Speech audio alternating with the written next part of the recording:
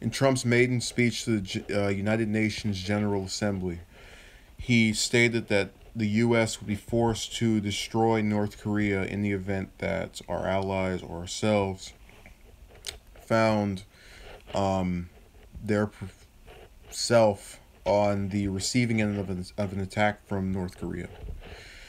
And I instantly concluded that liberals would think this was inhumane, it was a violation of human rights. And there's much truth to that claim, in my opinion. But what needs to be understood is that when you have leaders at the top, they are not representative of how everyone in that country feels. So let's pretend that Jong Un wants to see the U.S. just go away. Um, it's possible and it's very probable that either a significant number or even a majority of North Koreans don't feel that way, especially when they know that if they do anything to us, we'll do something back to them. And that's part of the reason why when you have superpowers led by individuals with a bit of an ego, you can't allow that rhetoric that they're spewing back at each other to completely determine our foreign policy. That's why you have cabinet members. That's why you have advisors.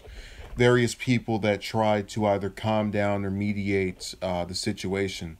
But the problem with having those people is they can't act as a filter by which the president, or in the case of North Korea, their leader, acts in public and the statements that they make, which are then transmitted abroad to the other leader by various news media, television, camera crews, all of the different recording devices that can relay how the other country's powers feel about that person.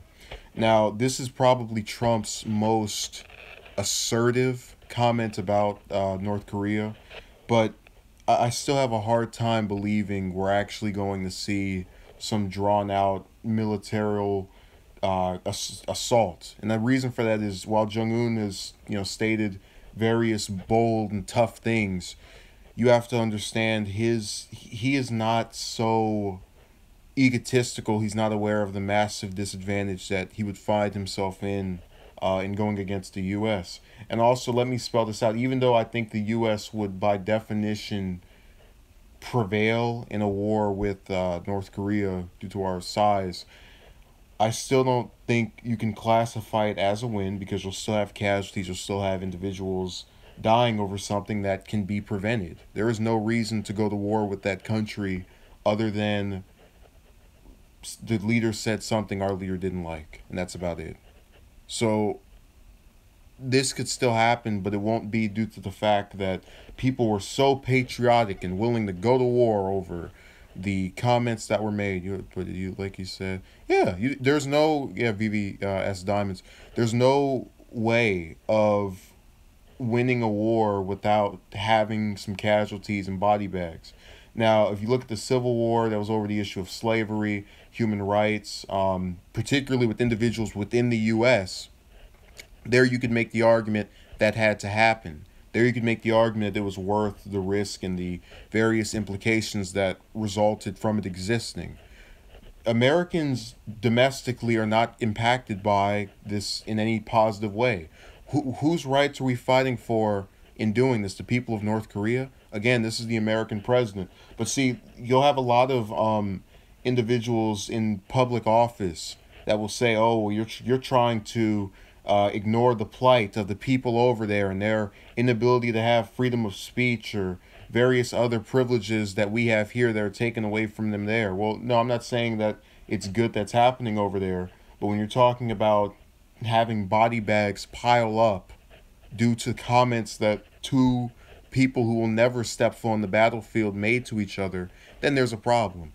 And I'm so bothered by this idea that any of these wars going on right now really are for much of anything. You look at the war in Afghanistan, that started under Bush the month after 9/11.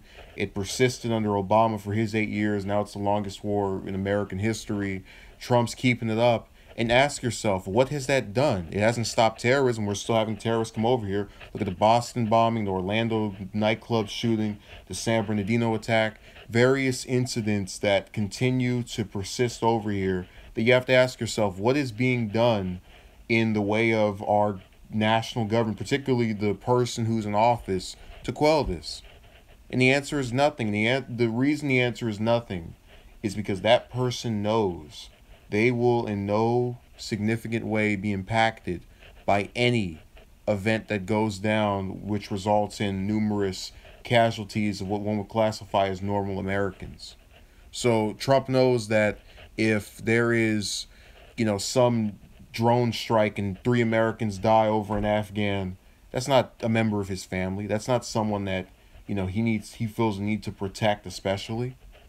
And I'm not trying to paint him as being the heartless evil president. I don't think he's evil and heart. I just don't think he cares. And it's the same thing with Bush and Obama. The reason they have these conflicts is that they see the lives of the soldiers as expendable for a higher cause. And you can make the argument that every president that sends us into a war feels that way. But you have to ask yourself, all of the other wars were shorter than this. A lot of them don't even reach 10 years. World War II, we were only involved in for 3 years. Do you really believe that a person who is of the mindset we're all just expendable will keep something going for over a decade?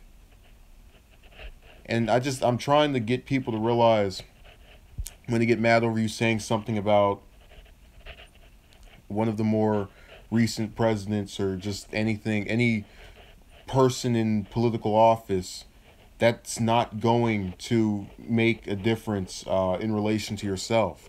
All they're looking for is to boost the amount of weapons that are used during these conflicts, keep that going for year after year, and get cash funneled into their campaigns. It always works that way. It's the military-industrial complex. And it works under both Democrats and Republicans. Now, the North Korea thing is going to just be a waste of time.